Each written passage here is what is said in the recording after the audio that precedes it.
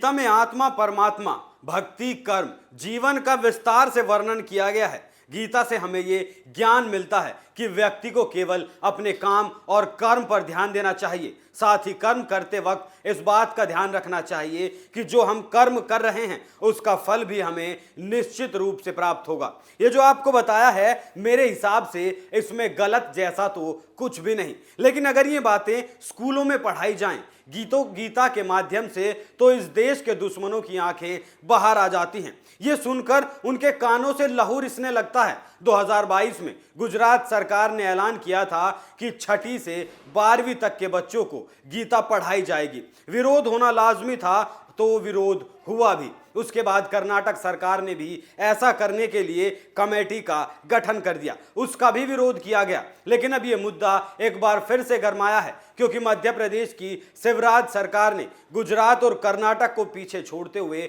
एक फैसला लिया है। और वो फैसला ये है कि मध्य प्रदेश के स्कूलों में रामायण, महाभारत और गीता की पढ़ाई की जाएगी। तो जाहिर सी बात है, विरोध इसका भी होना लाजमी था। लेकिन आज आपको बताऊंगा कि क्यों गीता का पाठ पढ़ाया जाना जरूरी है। जय श्री राम, मैं हूं आपके साथ अभिषेक पुंडीर और आप देखना शुरू कर चुके हैं कैपिटल टीवी का स्पेशल शो थर्ड आई।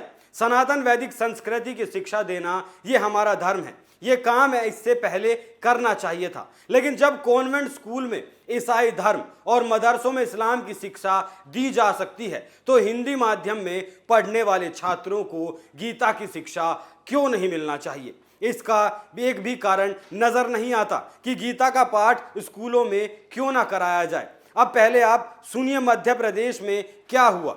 मध्य प्रदेश के स्कूलों में रामायण, महाभारत और गीता की पढ़ाई होगी। इन्हें स्कूली पाठ्यक्रम में शामिल करने की घोषणा मुख्यमंत्री शिवराज सिंह चौहान ने 23 जनवरी को की। राज्य सरकार की ओर से इस दिशा में कदम उठाने की बात तब कही गई है जब रामचरितमानस पर कई विवादित बयान सामने आए। ऐसे लोगों को भी सीएम ने चेताया है।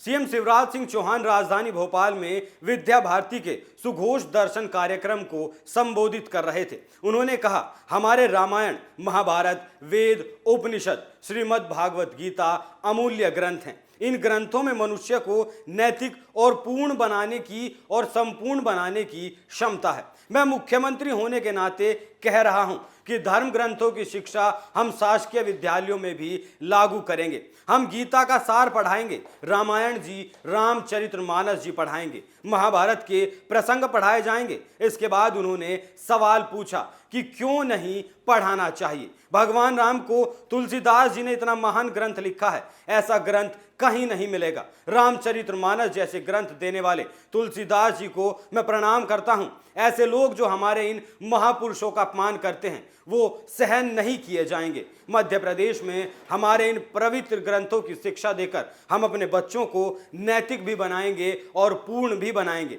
उन्होंने आगे कहा, कुछ लोग देश में ऐसे भी हैं जिन्हें हमारी संस्कृति, अध्यात्म, धर्म और महापुरुषों की आलोचना करने में ही आनंद आता है। ऐसे लोग मूढ़ हैं। ऐसे लोग ये नहीं जानते कि देश का में कितना नुकसान कर रहे हैं। शिवराज सिंह चौहान ने कहा, हम सभी तो राम राम बोल रहे हैं, लेकिन जब हम समाचार पत्रों में पढ़ते हैं तो मन में पीड़ा होती है। कुछ लोग देश में ऐसे हो गए हैं जो भगवान राम और तुलसीदास जी के बारे में कुछ भी बोलते हैं। मैं उनसे कहना चाहूंगा कि राम हमारे रोम रोम में रमे हैं, राम हमारी हर सांस में बसे हैं। बिना राम के ये देश नहीं जाना जा सकता। राम हमारे अस्तित्व हैं, राम हमारे प्राण हैं, राम हमारे भगवान हैं और राम भारत की पहचान है। बता दें कि रामचरितमानस को लेकर अनर्गल टिप्पणियों की शुरुआत बिहार के शिक्षा मंत्री चंद्रशेखर ने 11 जनवरी को नालंदा ओपन यूनिवर्सिटी के दीक्षांत समारोह से की थी। उन्होंने रामचरितमानस को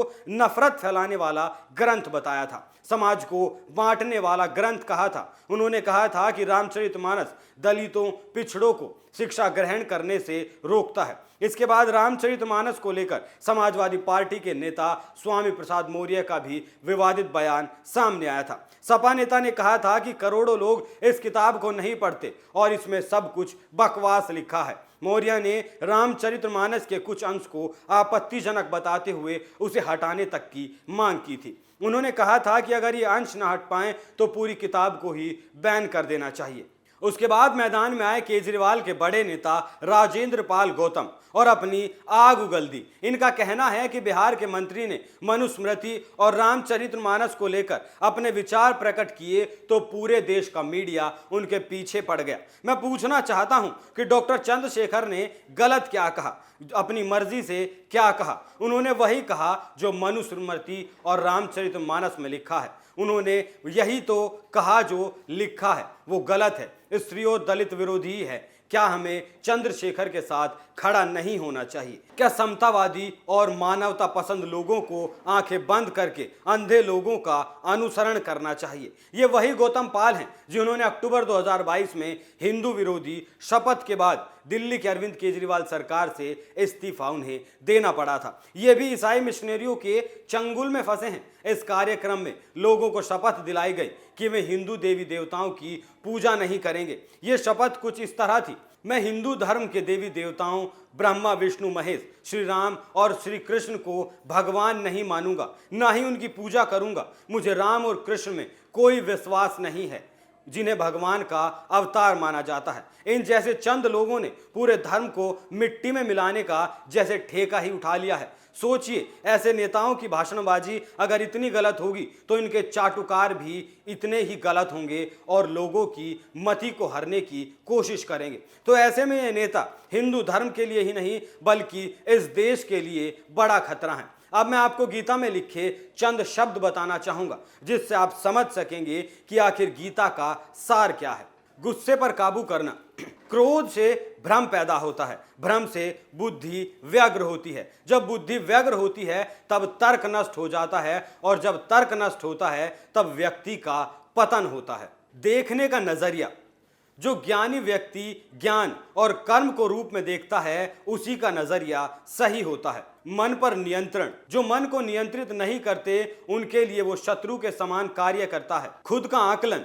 आत्मज्ञानी की तलवार से काटकर अपने हृदय से अज्ञान के संदेह को अलग कर दो। अनुशासित रहो, उठो। खुद का निर्माण। मनुष्य अपने विश्वास से निर्मित होता है, जैसा वो विश्वास करता है वो वैसा ही बन जाता है। गीता, रामायण और महाभारत जैसे ग्रंथ सिखाते हैं कि कैसे हम अपने जीवन को जीने लायक बनाएं और सुगम बनाएं, कैसे एक सुसज्जित जीवन की चेतना को जगाया जा सकता है, कैसे समाज को सुव्यवस्थित किया जा सकता है। लेकिन हालेलुया और अली मौला वाले कुछ देश विरोधियों की अकल में ये छोटी सी बात नहीं आती। एक और बात, ऐसे लोगों की बातों पर आप भी ज्यादा ध्यान ना दें, क्योंकि जब हाथी चलता है तो भीड़ लग ही जाती है। खैर, कहावत तो आप समझ ही गए होंगे। आप इस खबर पर क्या राय रखते हैं हमें कमेंट करके जरूर बताएं। थर्ड आई में आज के लिए इतना ही। जल्द फिर हाजिर होंगे एक नए मुद्दे के साथ। तब तक देखते रहिए कैपिटल टीवी। नमस्कार।